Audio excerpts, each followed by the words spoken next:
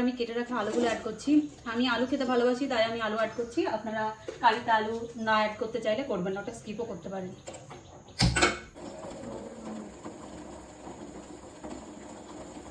ডিমগুলো ফুটছে, ডিমগুলোকে ভালোভাবে ডিমগুলো সেদ্ধ হয়ে এসেছে। এরপর আমি ঠান্ডা জলের ভেতরে দিয়ে দেবো, তাহলে ডিমগুলো ছাড়াতে সুবিধা হবে। আস্তে আস্তে ডিমগুলো সব ছাড়িয়ে নেব। ডিম আর আলুগুলো আমার ছাড়ানো কমপ্লিট। এবার আমি ডিমের কারির জন্য মশলাটা আমি রেডি করে নেব। আমি এবার পেঁয়াজটাকে কেটে নিচ্ছি।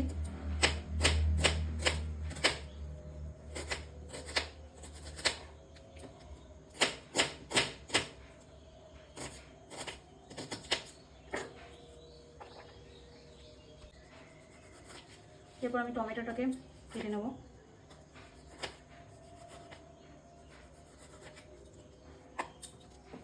এদিকে আমি কাঁচা লঙ্কা রসুনটাকে আমি ছাড়িয়ে রেখেছিলাম, এটা আমি পেস্টের জন্য। এবার আমি আদাটাকে একটু খোসাটাকে ছাড়িয়ে নিচ্ছি।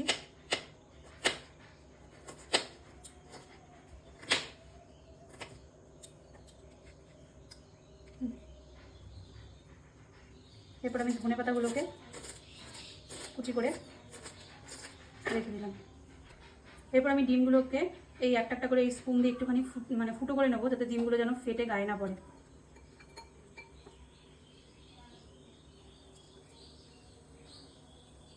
আর ওদিকে সমস্ত কিছু রেডি হয়ে আছে। এবার আমি কড়াইতে তেল দেবো। তোমার কড়াই গরম হয়ে এসেছে, এবার আমি তেল দিয়ে দিলাম। তেলটাকে কিছুক্ষণ সময় গরম হতে দেবো। এবার ডিমগুলোকে একটা একটা করে দিয়ে দিচ্ছি।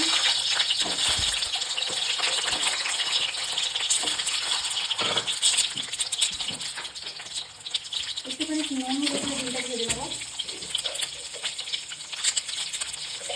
খুব কড়া করে ভাজবো না, হালকা করে ভাজবো। বেশি ডিম ভাজলে ডিম শক্ত হয়ে যায়। হালকা কিছুক্ষণ সময়ের জন্য একটু এপিট ওপিট করে ভেজে নেবো। ডিমগুলো ভাজা হয়ে গেছে। এরপরে একটা বাটিতে তুলে রাখছি। আমি আর তেল চেঞ্জ করবো না, এই তেলেই আমি আস্তে আস্তে ফোড়ন অ্যাড করবো। ফোড়নটা অ্যাড করবো। এইখানে আছে এলাচ, লবঙ্গ আর দারচিনি, তেজপাতা আর কয়েকটা গোলমরিচ দিয়ে দিলাম। আর দিচ্ছি আর অ্যাড করলাম একটা শুকনো লঙ্কা আর একটু জিরে। ফোড়নটা ভাজা ভাজা হয়ে এসেছে। এরপর আমি কেটে রাখা কুচি করা পেঁয়াজগুলো অ্যাড করছি। পেঁয়াজটাকে কিছুক্ষণ সময় ভাজা হওয়া অবধি নাড়াতে হবে। পেঁয়াজগুলো ভাজা ভাজা হয়ে এসেছে। এবার আমি গুঁড়ো মশলাগুলো অ্যাড করব। নুন, স্বাদ মতো নুন, হলুদ,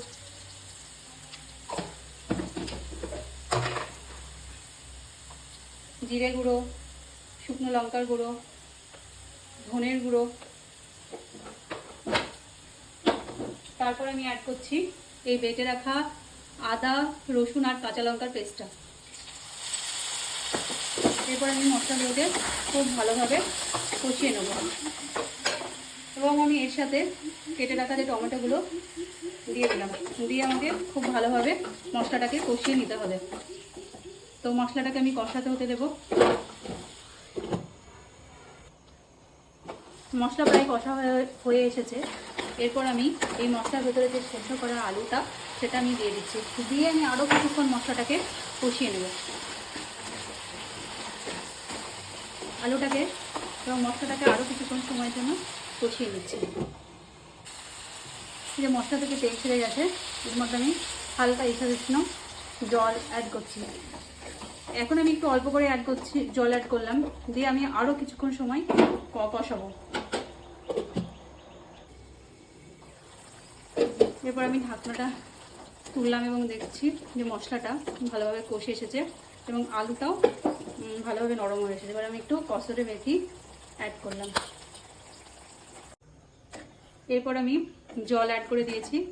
দিয়ে আমি ঝোলটাকে আরও কিছুক্ষণ সময়ের জন্য খুব ভালোভাবে ফুটতে দেব। ঝোলটা ফুটে এসেছে। এরপর আমি ভেজে রাখা ডিমগুলো অ্যাড করলাম। আরও কিছুক্ষণ সময় আমি ঝোলটাকে ফুটতে দেবো।